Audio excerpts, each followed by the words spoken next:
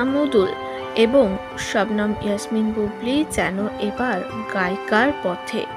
ইমরানের সঙ্গে দারুণ কণ্ঠ বার করল অভিনেত্রী শবনম ইয়াসমিন বুবলি। এতদিন তাকে নায়িকা হিসাবেই দেখা গিয়েছে, নায়িকা হিসাবেই সব জায়গায় পারফরমেন্স করেছে।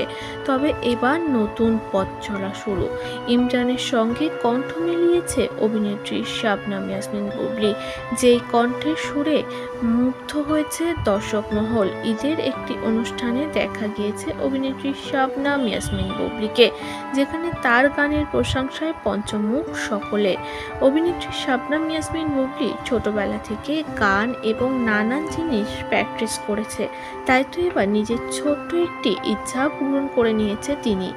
নিজের কণ্ঠে এবার একটি গান রেকর্ড করে ফেলেছেন তিনি। শবনম ইয়াসমিন বুবলি প্রথম গানের সুর রেকর্ড করলেন এবং যেটি নিয়ে কন্ট্রোভার্সিতে প্রথম দিকে মেতেছিল দর্শক। তবে শবনম বুবলির গলায় গান শোনার পরে সকলেই মন্ত্রমুগ্ধ। হাজারো দর্শকের মাঝে সুর ছড়িয়ে দিয়ে যেন আবারও নতুন রেকর্ড করেছেন নায়িকা।